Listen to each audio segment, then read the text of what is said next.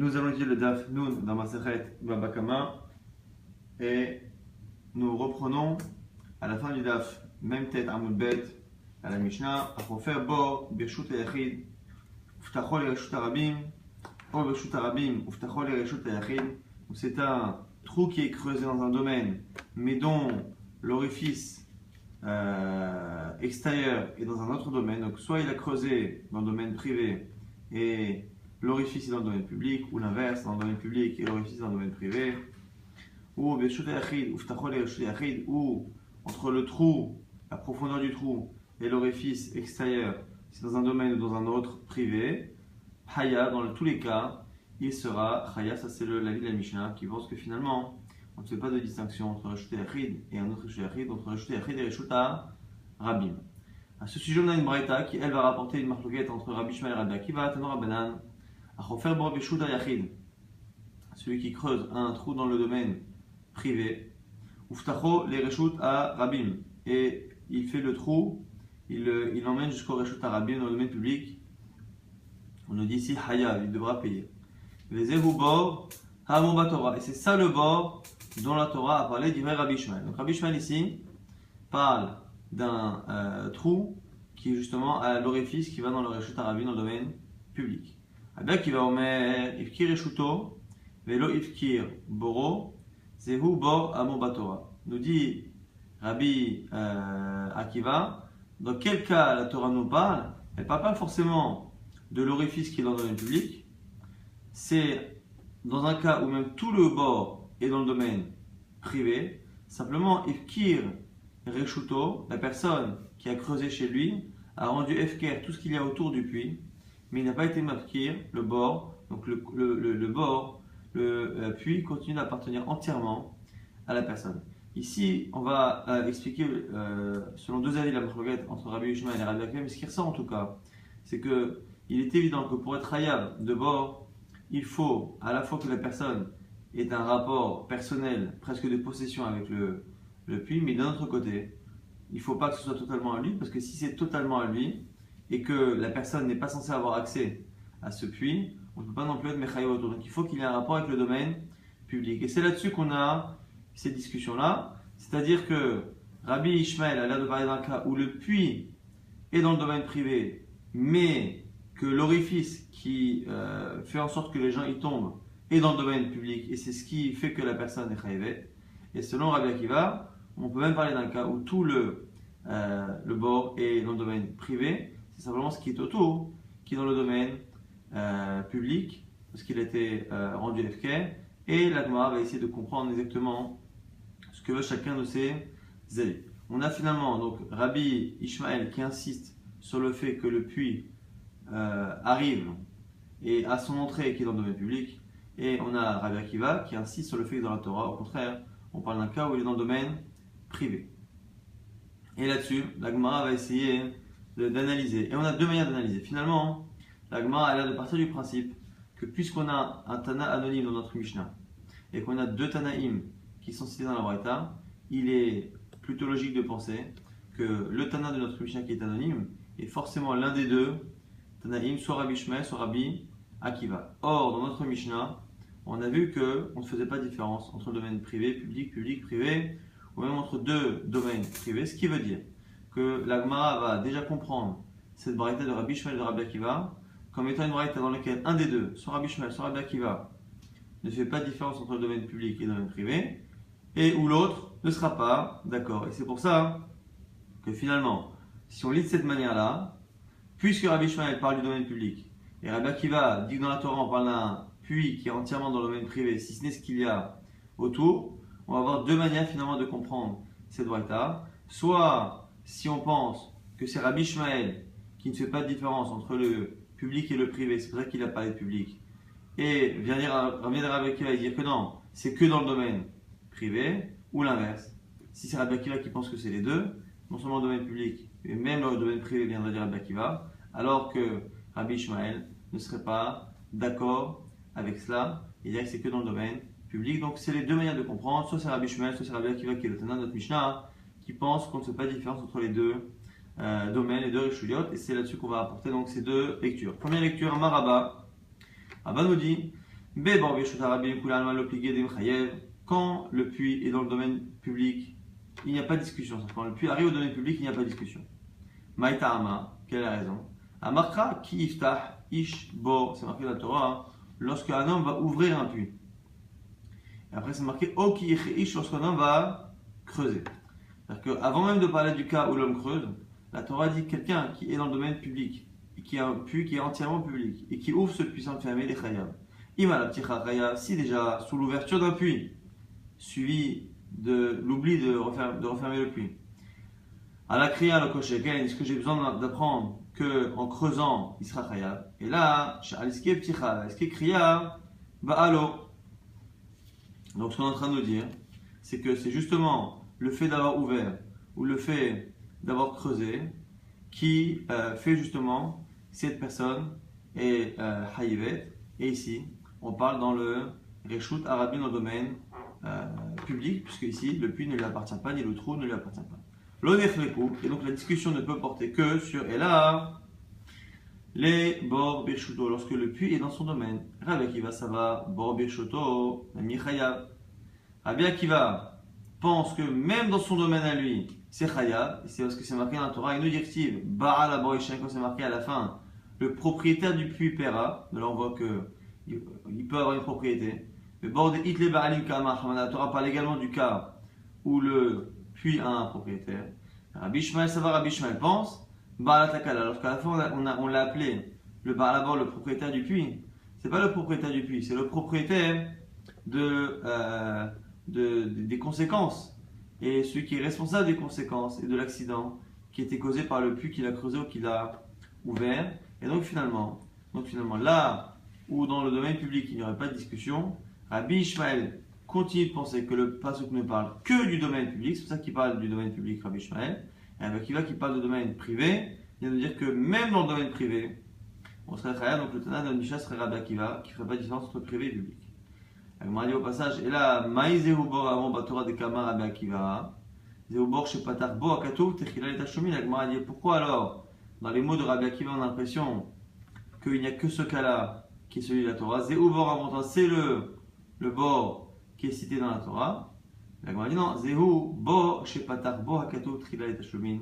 On corrige, il faut dire en fait que la Kavana de Rabbi Akiva n'est pas de dire que c'est le cas de la Torah, mais c'est le cas que la Torah a commencé par rapporter. Et donc c'est ainsi que l'on peut lire la Braïta comme étant Rabbi Akiva, le Tana de notre Mishnah, et Rabbi Ishmael, le Tana qui est Cholek. Maintenant Rabbi Yosef a une autre lecture qui est opposée justement. Bebor et Oshtaachid, la malopligé de Mchayev, que justement, lorsque l'on a affaire à un puits qui est dans le domaine privé, c'est là qu'on n'a pas de discussion. Maïta'ama, pourquoi? Parce que la dracha qu'on vient de citer, Baalabor, qui dit qu'à la fin on dit le propriétaire du puits paiera, tout le monde est d'accord avec ça. La Torah vient de dire que lorsque le propriétaire, le bord a un propriétaire, il est chayav. Qui plié lorsqu'il y a une discussion, mais bord beshut arabim, lorsque le puits arrive dans le domaine public ou est dans le domaine public. Rabbi Ishmael savar bord beshut arabim, nami chayav.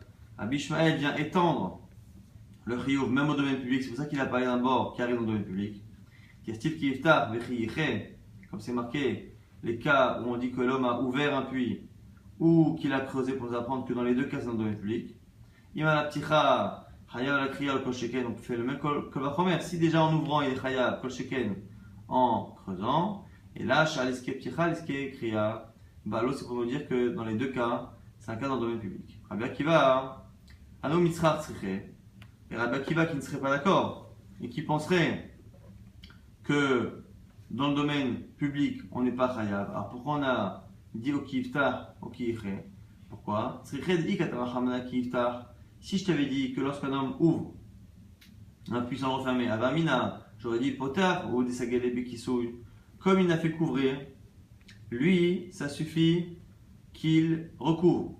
Mais Corée, celui qui creuse, l'osagalébé qui souille, j'aurais pu penser que ça ne suffit pas qu'il le recouvre. Ad, des taïm, les choses qui le rebouchent. Donc j'aurais dit, sur le Rabbi Akiva, que kiré, même si ça ne parle pas du même cas, pas dans le domaine public, mais dans le domaine privé, mais j'aurais pensé qu'il faut le reboucher, pas le reboucher, ça vraiment reboucher et pas simplement refermer l'orifice. C'est pour ça qu'on a mis les deux. Et si je t'avais dit que le cas de celui qui creuse, Avamina, j'aurais dit, Kriyahu deva ekisui. Lorsque l'on creuse, effectivement, il faut un kisui, refermé. C'est parce qu'il a fait un maasé. Avakpotam, celui qui ne fait qu'ouvrir un puits qui est déjà creusé. De l'arvad maasé qui n'a pas fait de changement réel sur l'état du puits. Et il m'a kisuine milobae. J'aurais pensé qu'il n'y a même pas besoin de recourir.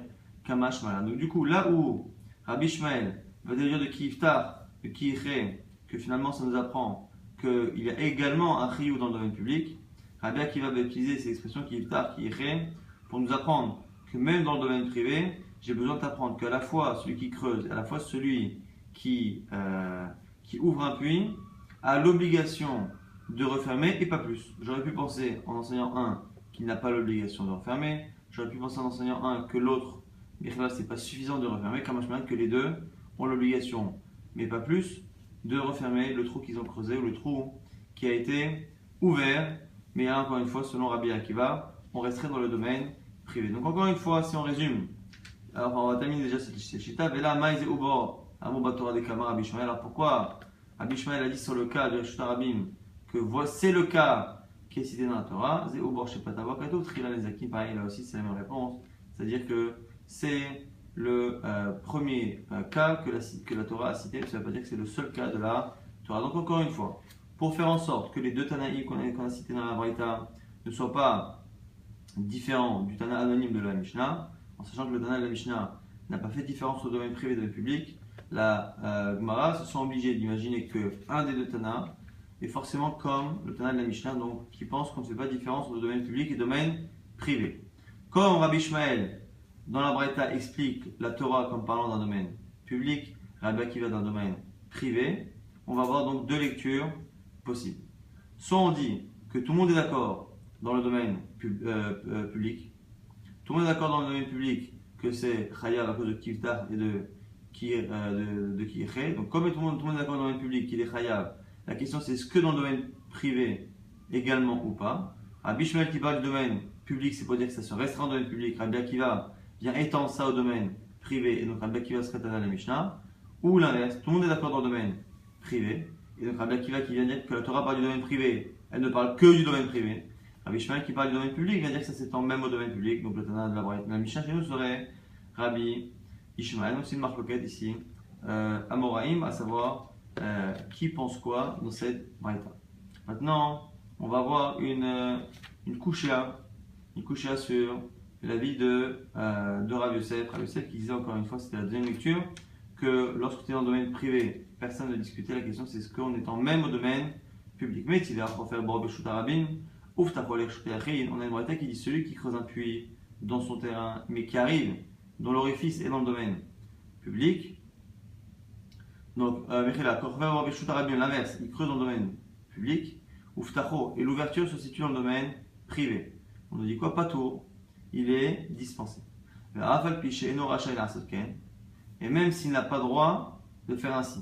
Pourquoi les fiches en ansim halal tachat et rejut arabim? Car on ne fait pas de trou sous le domaine public. Celui qui creuse borot, shichin ou marot, on verra plus tard dans la Mishnah suivante les distinctions qu'il y a entre ces différents trous, borot, shichin ou marot, pirshut ayachid. Donc il a creusé dans son domaine à lui, mais l'orifice arrive dans le domaine public, Hayab, il devra payer. Et celui qui creuse donc des puits, dans le domaine privé, qui donne sur le domaine public, comme ces cas-là, ceux qui creusent pour renforcer leur barrière. Lorsqu'il y a des murailles, souvent on avait l'habitude de creuser au pied de la muraille pour renforcer justement cette muraille. Pas tour, il sera dispensé. Rabbi Yossi ben Rabbi Yehuda Mechayev. On a un autre avis qui est Rabbi Yossi ben Rabbi Yehuda qui dit que on est chayav hachi ase mechitza asara ou hachi yachit mimekom drisat regel adam mimekom drisat regel behema arbaat fachim. Il est chayav tant qu'il n'a pas mis une mechitza qui est haute de fachim à peu près 1 mètre à côté de ces tranchées-là qu'il a fait, ou qu'il a éloigné ses tranchées du passage du public. Donc on a ici une braïta au début qui nous parle de quelque chose qui commence dans le domaine public mais qui arrive dans le domaine privé ou inversement, et à la fin une marloquette Nakama Rabbi Yossi Rabbi Yehuda, lorsque quelqu'un a creusé des tranchées autour de ces murailles pour les renforcer, est-ce qu'il est chayav ou pas? Selon le premier Tana, il ne l'est pas, et selon Rabbi Yossi Rabbi Yehuda, ça dépend. Il faut tout de même qu'il protège, donc sinon il est chayav. On nous précise ici que c'est parce qu'il a creusé les Ushin, donc il a creusé pour être renforcé, Yesod Romato, la base de sa muraille. Chayav, Hamani, c'est comme qui? Bishlama le Rabba, Recha Rabbi Ishmael, Seifa, Rabbi Akiva. On peut comprendre selon Rabba. Selon Rabba, encore une fois, Rabba qui disait que, à la limite, selon tout le monde, dans le domaine public, c'est Chayav. Et dans le domaine privé, ça va être une marloquette.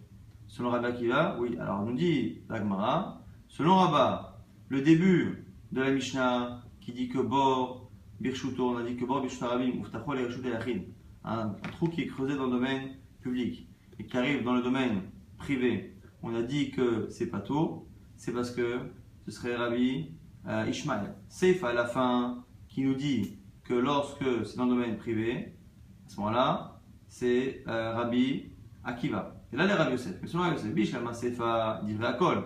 Et la Recha Mani, le Rabbi Ishmael, le Rabbi Akiva. La Gemara nous dit que l'on a un problème avec la lecture de Rabbi Yosef. Selon Rabbi Yosef, encore une fois, selon tout le monde dans le domaine privé, on n'a pas de problème. Donc, Bish, la Rabbi Yosef, Sefa, Divrei Akol. Parce qu'à la fin, on nous dit que dans le domaine privé, c'est Chaya, c'est Divrei Akol. Et la Recha met le début. Mani, lo Rabbi Ishmael, velo Rabbi Akiva. Puisqu'au début, on nous dit que le puits qui est creusé dans le domaine public, ou Ftachol et Reshut qui arrive dans le Reshut Yachid, on dit qu'il est pato, ça c'est un problème parce que avait dit Rabbi Yosef que le domaine privé, il n'y a même pas de discussion, selon tout le monde, c'est Chayav. Et puisqu'ici on voit que dans la Braïta, c'est pato, ça correspond ni à Rabbi Ishmael ni à Rabbi Akiva. On va dire Malecha.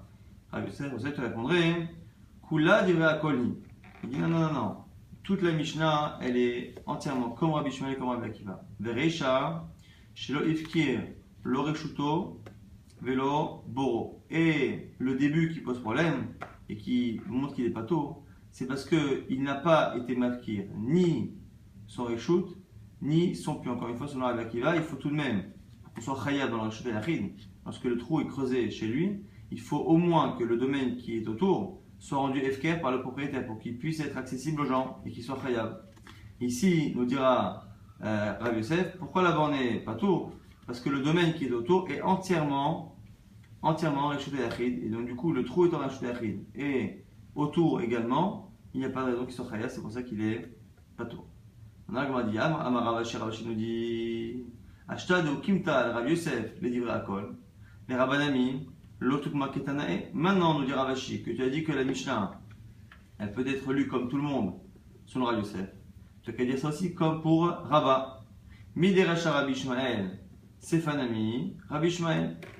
Tu as qu'à dire que puisque le début, c'est Rabbi Ishmael, puisque au début, en disant que dans le Reshut Yachid, il est pato, ça correspond à Rabbi Ishmael qui pense qu'on s'arrête au Reshut Yachid, à Rabbim. Donc c'est Fanami, Rabbi Ishmael, la fin ce serait Rabbi Ishmael. Et t'as Madeloshin, Alavloshin Chayav, Kegon, de Arvach, Arbuche, les Reshut, Arabim. Donc, et ici, pourquoi finalement, dans le Danika, quand on a dit que lorsqu'il a creusé des murailles enfin il a creusé des tranchées autour de ces murailles qui donnent sur le domaine public. Là-bas on a dit qu'il était pas tour, il est pas tour. Donc on a dit alors que c'est dans le domaine public et on dit là-bas que c'est parce qu'il a creusé pour renforcer ces murailles. Sinon, si c'est pas pour cela, qu'il serait Hayab, pourquoi? C'est dans un cas où le trou qu'il a fait c'est trop étendu et il s'est étendu jusqu'au domaine public et là c'est la raison pour laquelle il est Hayab, contrairement à la logique habituelle de Rabbi Ishmael. Mais Tibé maintenant nous dit là l'objection objection encore une fois sur Rabbi Yosef. On a dit celui, on est dans une braïta maintenant, celui qui creuse dans le domaine privé et dont l'orifice arrive dans le domaine public, Hayav, il devra payer. Et s'il creuse dans le domaine privé, qui est à côté du domaine public, Pato. Alors, dans les biches, là, les rabbins, 7 enseignements peut-être compris selon Rabat. Pourquoi?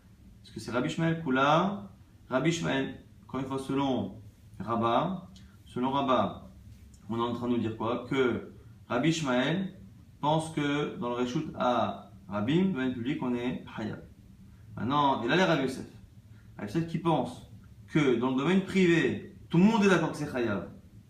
La question c'est est-ce que même dans le domaine public, et là Rabbi Yosef, Bishlamar et Rabbi Shmuel, le début qui dit qu'on est Hayab dans le domaine public, c'est Rabbi Shmuel qui pense les deux. Et là, c'est la fin d'année, le Rabbi Akiva, Rabbi Shmuel, le Rabbi Akiva, à la fin, ne peut être que ni comme l'un ni comme l'autre, puisque à la fin, on nous dit quoi?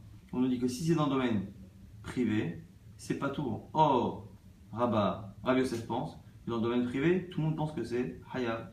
Amalecha bechofer leushin, vedira kol agmara nous dit pourquoi? C'est un cas où il est chofer leushin, il creuse pour renforcer sa muraille, et là, il y a un tour, on a dit encore une fois, que dans ce cas-là, lorsqu'il creuse pour renforcer ses murailles, il est pato.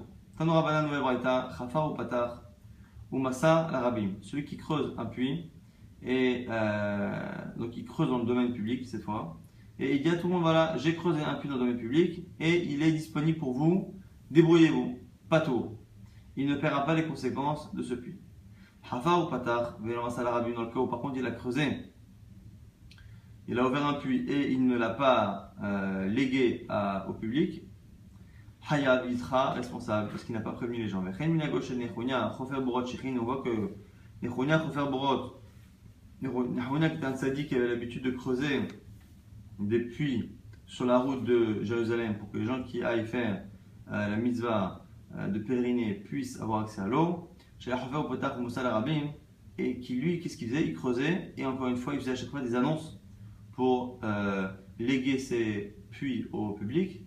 Lorsque les Chachamim ont entendu cela, à moi ils ont dit qui aimzé alachazo. Celui-ci, donc Nechonia, a accompli cette halakha, donc on vient de citer, qu'il faut justement le dire de manière publique. La Gemara dit attends, pourquoi on a dit qu'il a accompli cette halakha? On dirait qu'il n'a jamais fait d'autre halakha de sa vie.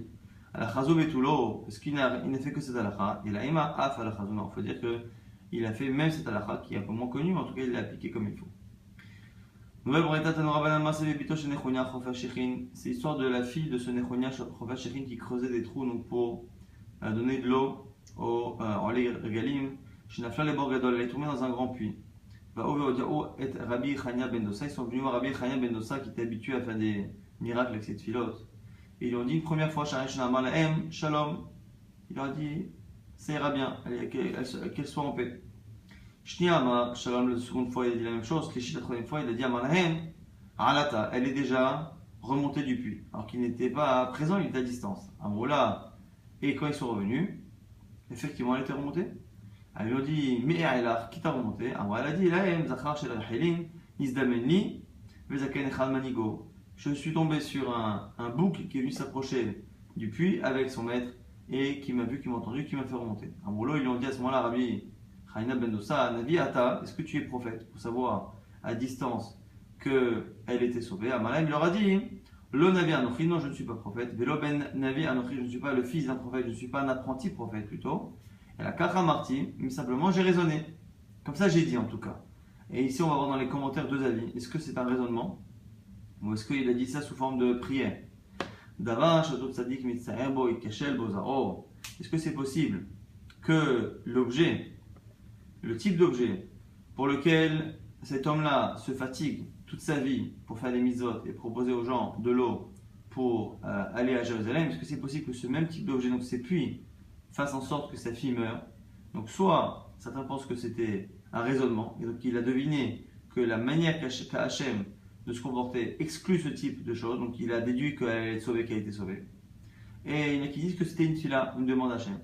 C'est intéressant pour comprendre la suite d'Amar Rabbi Acha, Afapiken, malgré cela, Met Beno Batsama, le fils de ce Nechonia Ben Akana, qui s'occupait, non, ce Nechonia Chofer Shechin, il est mort de soif. Et donc apparemment d'une mort qui aurait dû être exclue du fait justement que son père soit occupé de cela. Donc il y a deux avis là. Il y en a qui disent que justement, comme c'est la tfila de Rabbi Chania ben Dossa qui a fait que, et qu'au moment où le fils de Nechonia est mort, Rabbi Chania n'était plus de ce monde, c'est la raison pour laquelle son fils a pu mourir, puisque ce n'était qu'une demande faite ainsi. Et il y en a qui disent que, ceux qui disent par contre que c'était un raisonnement, comment appliquer cela? C'est parce que disent Tosfot, c'est qu'il y a une différence entre l'objet lui-même, le bord, le puits, qui est l'objet de mitzvah, et le fait ici que l'enfant meurt de soif, et donc meurt du manque d'eau, qui est moins directement lié aux objets avec lesquels cet homme a fait des mitzvahs. En tout cas, d'où on voit que c'est possible qu'Hachem soit aussi dur avec des sadikim, chez les marres, ou siva, mis'ara, me'od. Mais la même, on apprend de ce passage dans Télim, qu'autour, c'est toujours quelque chose de très compliqué comme une tempête. Mais la mèche, Akadosh Baruch Hu, medakdek im siva, afilou kahot as-sa'ara, là-bas le jour nis'ara, que comme un se'ar, comme un cheveu, que finalement, Akadosh Baruch Hu, avec ses proches, ceux qui sont autour, il se comporte avec eux, nis'ara comme un se'ar. Il leur compte même l'épaisseur d'un cheveu, c'est-à-dire qu'il leur compte la moindre avera. Rabbi Nechonia nous dit, Me'acha anarot besot kedoshim rabba, benora alcool sevivav. On dit qu'Akadosh Baruch Hu, il est quoi? Il est Naharot, il est fort et il est puissant. Besot Kedoshim Rabba, avec ceux qui sont les saints, donc les gens qui sont très, très saints, comme les malachim, les anges et les tzadikim. Benora Alkol, et il fait peur à tous ceux qui sont proches. Et ici, c'est encore une fois, c'est une allusion aux tzadikim. Amar Rabbi Chanina Nicolas, mais Akadosh Baruch Hu Vatran, il va trop tout celui qui dit qu'Akadosh Baruch Hu il est Vatran. Akadosh Baruch Hu il fait pas attention aux averot, il pardonne, il oublie. Il va trop chayav que lui-même perd la vie chez comme c'est marqué. Atzur tamim parolo. Akadosh Baruch Hu c'est comme un tsour, c'est comme un rocher. Tamim parolo, ses actions sont parfaites. Qui chol deracha mishpat, car tous ses chemins sont justice. Et le fait de ne pas punir quelqu'un qui a fait une faute est un manque de justice. Amar Rabbi Chana, ve'itema Rabbi Shmuel bar Nachmani. Nagis Rabbi Chana aussi c'est Rabbi Shmuel bar Nachmani. Maïdirtiv, que dit-on dans le pasuk Erech Hapaim, qu'Akadosh Baruch Hu dans les 13 midot, 13 attributs divins, il est Erech Hapaim, c'est-à-dire qu'il rallonge la colère, et là-bas Paim c'est marqué au pluriel. L'octile Erech Af, c'est pas qu'il met du temps et qu'il prolonge le moment jusqu'à ce qu'il s'énerve au singulier. Erech Hapaim au pluriel. Pourquoi Erech Hapaim? La Tzadikim et la Rechaim. Pour parler de la colère vers les Tzadikim, la colère pour les Rechaim, que dans les deux cas, il est Ma'arech Hapo, il repousse le moment où il va appliquer la sanction. Tanura Banan, c'est marqué dans la Braïta, Lo yisakel adam mirshuto, mirshut arabim. Un homme ne doit pas déplacer ses pierres de son domaine à lui au domaine public. Et c'est l'histoire d'un homme qui a malheureusement fait cela, donc il a pris ses pierres de chez lui, les a mis dans le domaine public, qui peuvent provoquer donc des chutes. Et un chassid qu'il a trouvé à Marlo, il lui a dit Reka. Il l'a traité de quelqu'un qui n'avait pas de bonne manière.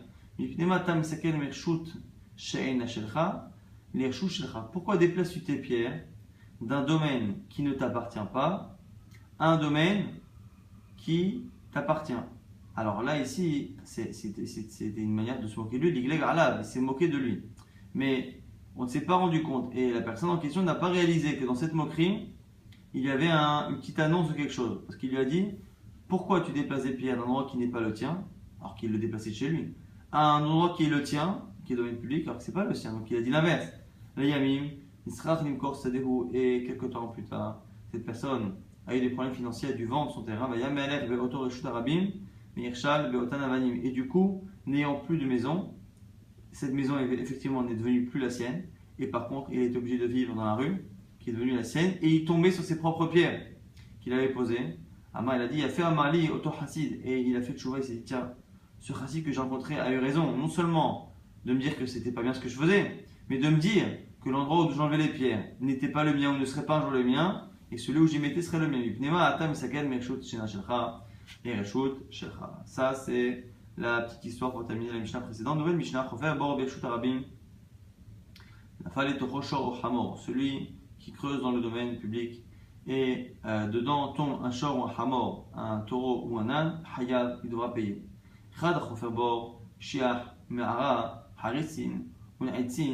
Et quel que soit le type de puits, Donc on a Hofer Bor. Bor, c'est un trou donc qui est circulaire. On a Shiar, qui en général est fait plutôt en longueur plutôt que comme ça de manière circulaire. On a Me'ara, Me'ara qui est faite de manière carrée. On a Haritzin qui est aussi carré mais qui est beaucoup plus large que la Me'ara. Et on a Naitzin qui a une forme un peu particulière puisque c'est en entonnoir, c'est-à-dire qu'on a la partie supérieure qui est large et la partie inférieure tout en bas du trou qui est étroit comme ça en entonnoir. On m'a dit Chaya dans tous les cas. Bor. Alors pourquoi dans la Torah c'est marqué bor? Puisque finalement, quel que soit le type de trou, on est Chaya. Alors pourquoi avoir parlé de bor? Alors que bor c'est un système particulier où c'est circulaire. Alors, pour nous dire qu'on apprend tous les autres cas de bor. Ma bor, chez Shbok, Delamit, Asarat Fahim. De la même manière que bor, en général, il n'y a plus de dit Fahim, et c'est pour ça que ça provoque la mort.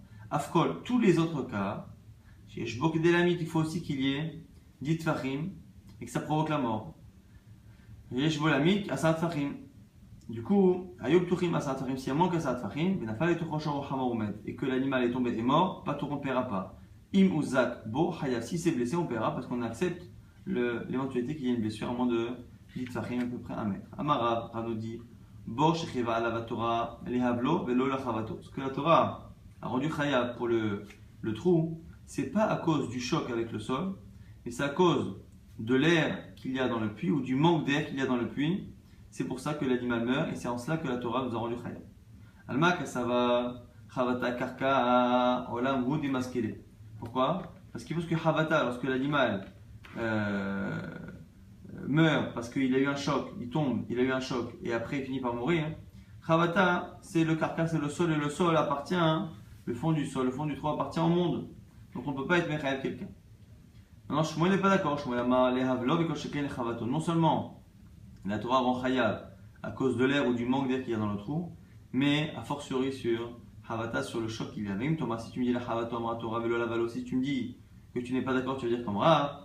La Torah est à la bord, la Torah ayant précisé qu'on est chayav sur un puits et n'ayant pas précisé lequel. On peut même imaginer que c'est un puits qui est dans le fond rempli de coton ou de tissu comme ça qui est mou, de telle sorte à ce que le choc soit amorti. Et donc c'est la preuve que, puisque la Torah n'a pas précisé de conditions, c'est que c'est la mort provoquée par le puits, quelle que soit la raison, que ce soit le choc ou que ce soit l'air qui provoque, quoi qu'il arrive, on sera chayav. Donc on a une marque ici, Rav ou Shmuel, qu'est-ce qui, dans la chute d'un animal qui finit par mourir, qu'est-ce qui rend l'homme chayav selon la Torah? Est-ce que c'est l'air ou le manque d'air qu'il y a dedans, ou l'air mauvais qu'il y a dans la terre qui le tue et qui rend chayav, ou est-ce que c'est également le choc? La Gemara dit Maï Beinayu. Au final, qu'est-ce que ça nous change à nous? Puisqu'en général, lorsque l'animal tombe et qui finit par mourir, on ne sait pas exactement s'il meurt à cause de la chute ou est-ce qu'il meurt à cause du fait qu'il suffoque.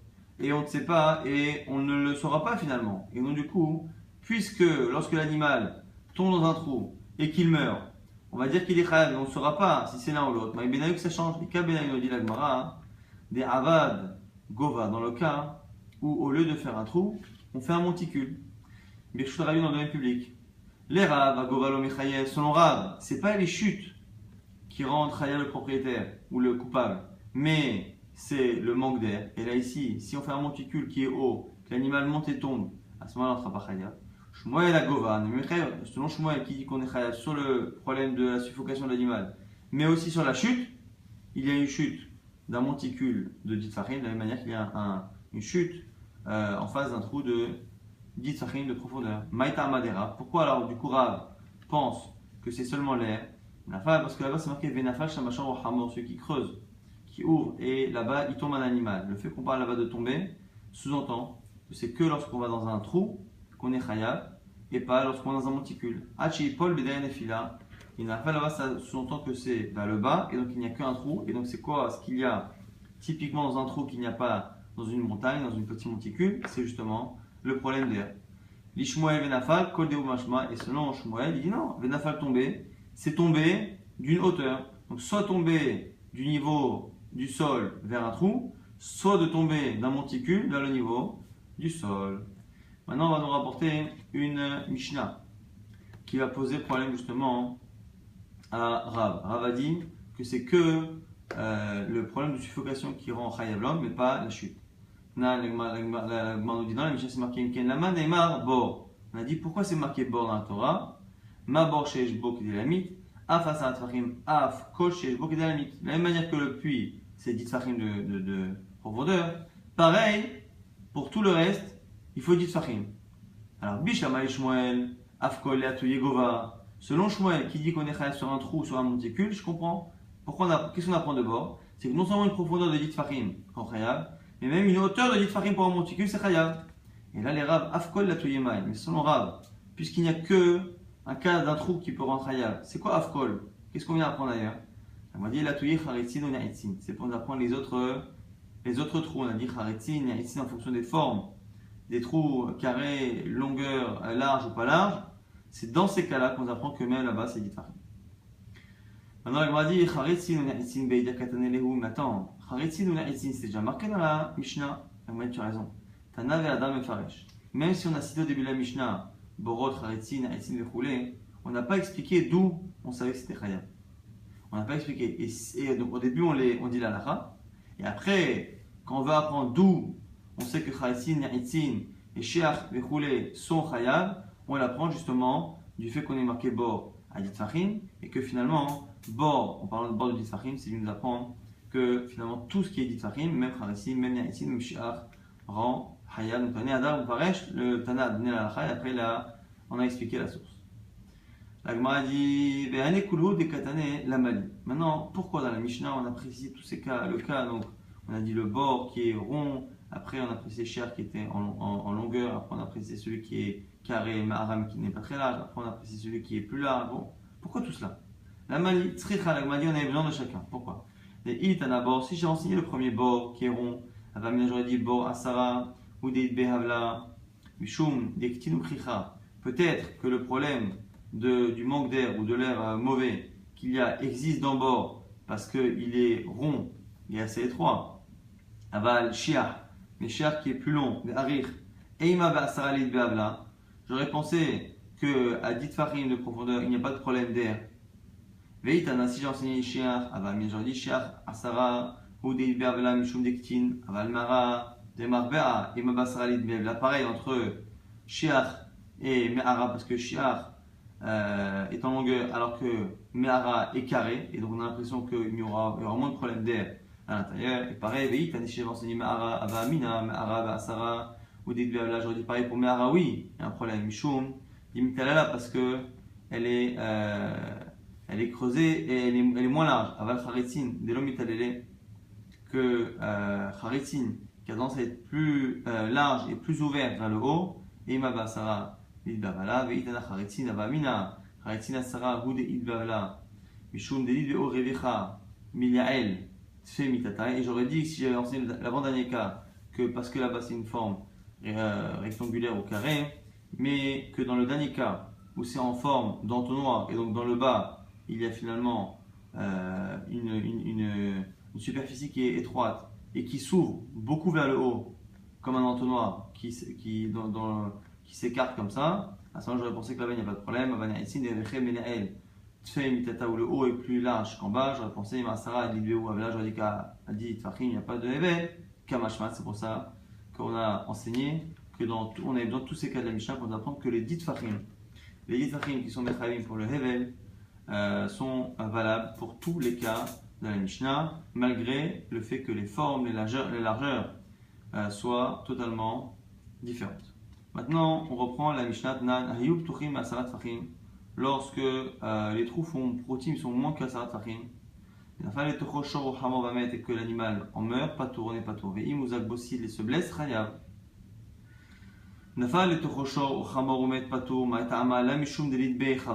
Alors, la pachoute normalement, c'est que quand on fait une distinction entre moins de 10 Fahim et plus de 10 Fahim, la Gemara pense que c'est parce que la chute est moins dangereuse. Et donc, si on fait une différence entre moins de 10 Fahim et plus de 10 Fahim, est-ce qu'on va payer pour la mort de l'animal ou pas? C'est que à plus de 10 Fahim, c'est parce que la chute est mortelle, et qu'à moins de 10 Fahim, elle ne l'est pas. Ce qui sous-entend que ce qui rend Chayav ou pas essentiellement, c'est la Chavat à la chute, ce qui est un problème.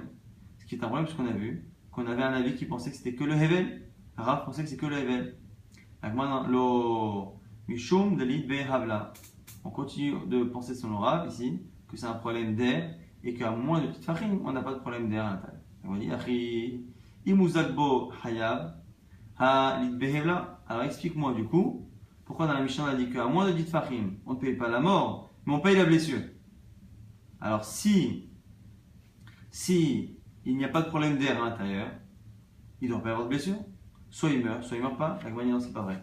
Même au niveau de l'air, Amré, et inavla lemita, yesh avla linzakin. Il y a parfois un problème d'air ou de gaz dans les trous qui font que la personne ou l'animal ne meurt pas, mais est blessé. Donc ce qu'on apprend ici, c'est que selon Rav, on peut très bien imaginer que tout le problème est un problème de Hevel, un problème d'air, et simplement à plus de 10 cm de profondeur, ça provoque la mort, et donc on est responsable s'il y a eu mort, et à moins de 10 fachim, ça ne peut pas normalement tuer, et à la limite, ça peut éventuellement blesser la personne parce que justement elle a mal respiré, mais ça ne devrait pas la tuer, c'est pour ça qu'on paiera pour d'éventuelles blessures, mais on ne paiera pas pour la mort qui s'est ensuite de ça. Ça, on va rapidement maintenant résumer ce qu'on a vu. On a vu qu'on avait un Tana de la Mishnah qui pensait que le trou qui est fait par une personne, et le trou est dans le domaine privé mais qui arrive dans le domaine public, est-ce que dans le domaine public on est chayav ou pas? Dans la Mishnah, notre Tana pensait que dans les deux cas, domaine privé et domaine public, on était chayav. Mais on a vu Marcoquet, Rabbi Shmuel et Rabbi Akiva, et on a vu deux possibilités. Soit Rabbi Akiva, c'est lui qui pense que dans les deux cas on est mechayev, et Rabbi Shmuel viendrait dire que c'est que dans le domaine public, donc tout le monde pense que dans le domaine public c'est chayav, dans le domaine privé ce serait Marcoquet, ou l'inverse. Dans le domaine privé, tout le monde est d'accord que ça c'est chayav.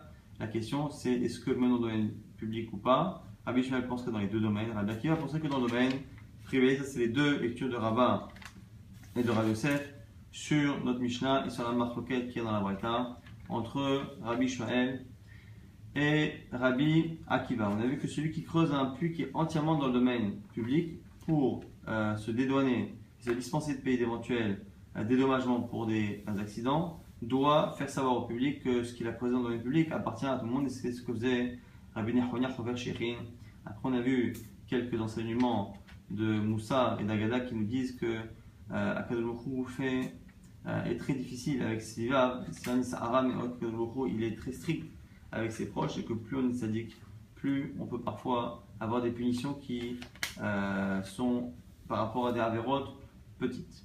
On a vu qu'un homme n'a pas le droit normalement de sortir les pierres de chez lui, de les mettre dans le domaine public, de peur que ça puisse entraîner la chute de quelqu'un. Et on a vu que parfois ça peut même entraîner que lui-même se retrouve dans la situation opposée à l'extérieur et qu'il tombe sur ses propres pierres. On a vu une Mishnah qui disait finalement que quelle que soit la forme du trou, bord circulaire, ou que ce soit long, ou que ce soit carré avec plus ou moins une largeur différente, ou que ce soit même un qui est fait en forme d'entonnoir, quoi qu'il arrive on est chayav, et quoi qu'il arrive on est chayav au bout du profondeur de 10 tfachim. On a vu une marque intéressante sur Rav et Shmuel. Est-ce que la seule chose qui rendait chayav, c'est le problème du manque d'air ou des gaz nocifs qu'il y a dans le trou, lorsque l'animal tombe, il reste et qu'il y meurt? Est-ce que selon Rav, il n'y a que ça qui rend chayav, mais pas la chute en elle-même, puisque le sol n'appartient à personne, c'est la terre qui appartient à tout le monde et qui ne rend pas chayav? Et où selon Shmuel, on a vu que c'était à la fois la chute et à la fois l'air qui pouvait rendre chayav un homme. Nafkamina on a dit, si la personne au lieu de creuser a créé un monticule d'une hauteur qui fait que l'animal en y tombant meurt, puisque c'est la chute ici qui provoque la mort, selon Shmuel on sera chayav, selon Rav on ne le sera pas. Et on a vu qu'on pouvait lire la Mishnah à la fois selon Rav, à la fois selon Shmuel, malgré le fait qu'on a essayé d'objecter plusieurs fois à Rav. On a vu clairement que dans les deux cas, on pouvait lire la Mishnah selon Rav et selon Shmuel.